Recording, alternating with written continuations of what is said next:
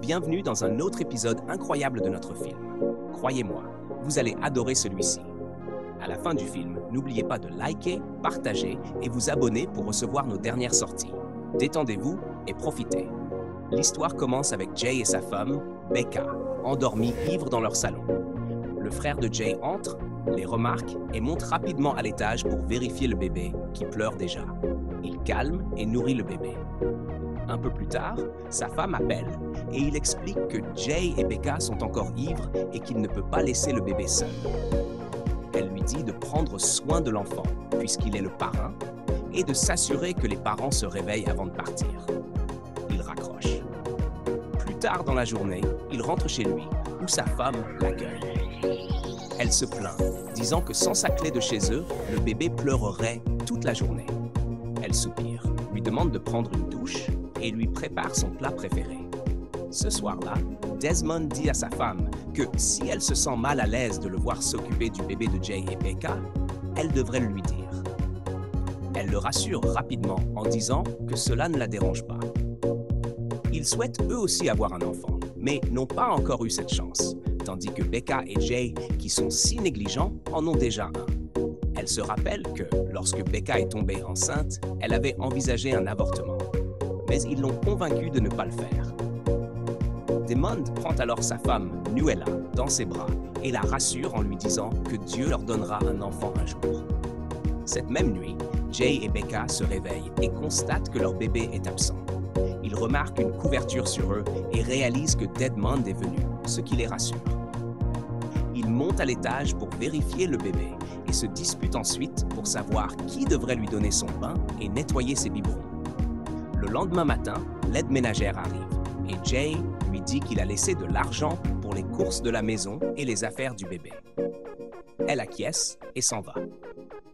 Plus tard dans la journée, Desmond parle à Jay et lui conseille de changer de mode de vie maintenant qu'il est père, car son enfant a besoin de lui. Jay, cependant, résiste, expliquant qu'il aime s'amuser avec sa femme et qu'il n'a jamais vraiment voulu un bébé. Il admet que le bébé limite leur liberté pour profiter de la vie et de leur romance.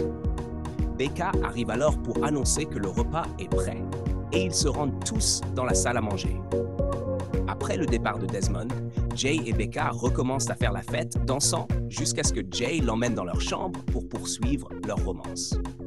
Cette nuit-là, Desmond retourne chez Jay et trouve Jay et Becca ivres, tandis que le bébé pleure, négligé.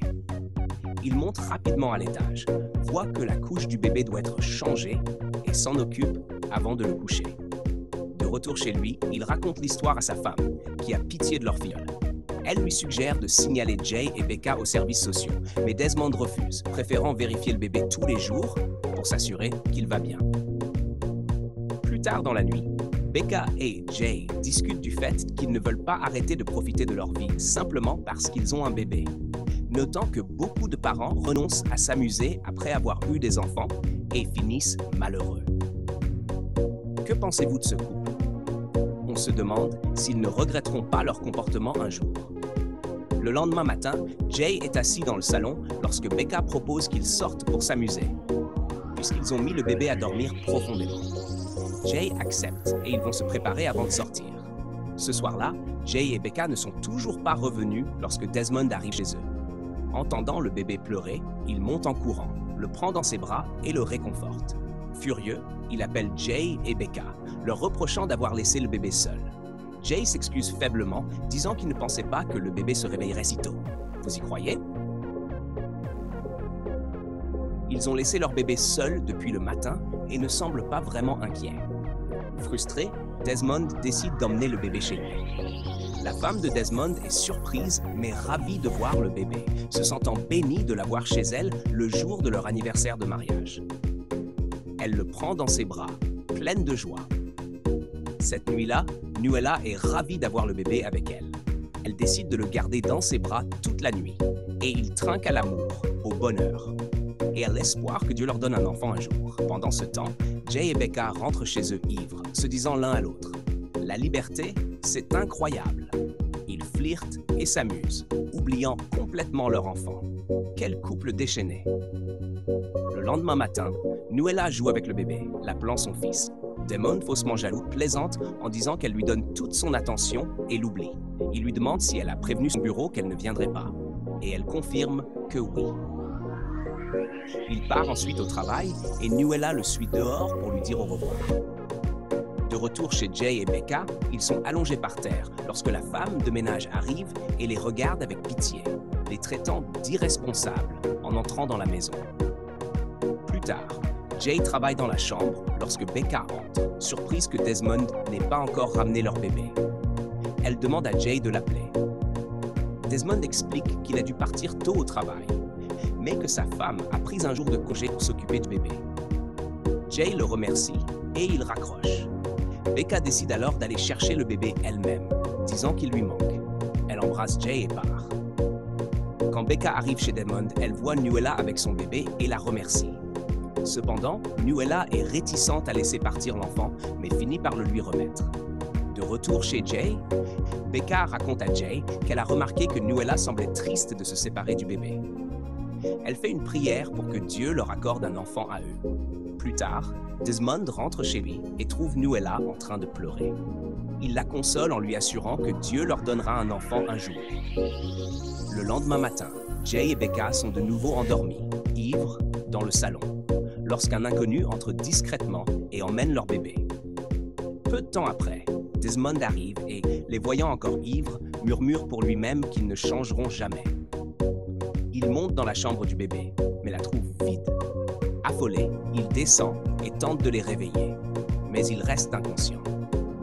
Il appelle sa femme, qui s'inquiète, puis raccroche pour essayer de les réveiller à nouveau. Finalement, il leur verse de l'eau dessus, les réveillant en sursaut. Il leur demande où est le bébé. Ils montent, titubant, mais ne le trouvent pas. La panique s'installe, et Becca pleure en réalisant que quelque chose ne va pas du tout. Après avoir vérifié les caméras de sécurité, Becca, toujours en pleurs, propose d'aller à la police.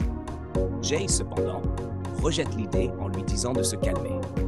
Cela met Becca en colère, et elle lui reproche leurs ennuis. Ils se disputent jusqu'à ce que Desmond intervienne et leur demande à quelle heure la femme de ménage arrive habituellement. Ils répondent 8 heures, alors il leur suggère de l'appeler.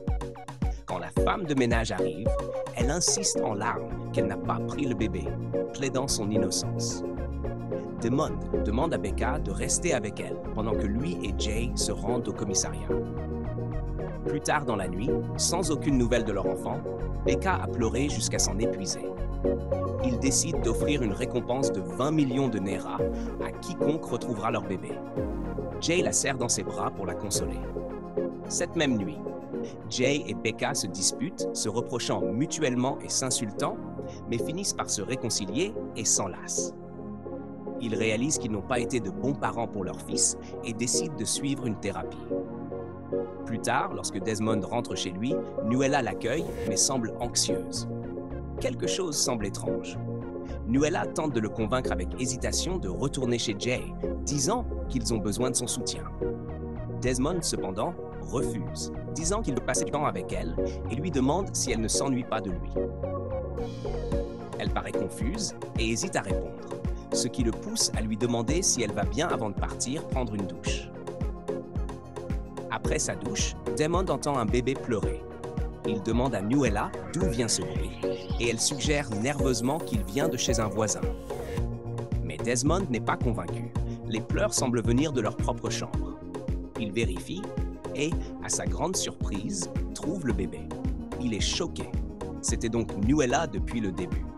Nuella le supplie de la pardonner, mais il lui dit que la police est déjà impliquée et il s'inquiète que Jay et Becca ne lui fassent plus jamais confiance. Le lendemain, Jay et Desmond se préparent à retourner au commissariat, mais Desmond l'arrête, expliquant que si les ravisseurs la prennent, cela pourrait empirer les choses. Jay accepte d'attendre. Peu de temps après, Jay reçoit un message d'un expéditeur inconnu avec des photos de son bébé, lui assurant que l'enfant est en sécurité. Becca éclate en sanglots, remplie de culpabilité pour son comportement négligent, tandis que Jay la console. Desmond, sachant la vérité, est tiraillé sur la marche à suivre. Plus tard, Desmond confronte Nuella et lui demande de se débarrasser de la carte SIM qu'elle a utilisée pour envoyer des messages à Jay afin d'éviter qu'elle ne soit retrouvée. Il rappela à Nuella leur plan, lui demandant de louer un taxi et de venir jusqu'à la maison. Il lui dit de ne pas entrer, mais de l'appeler une fois arrivé au portail. Ils raccrochèrent. Pendant ce temps, Jay et Becca attendaient avec impatience dans leur salon, car les kidnappeurs leur avaient dit qu'ils arrivaient. Ils envisagèrent la possibilité de vendre certains de leurs biens si nécessaire.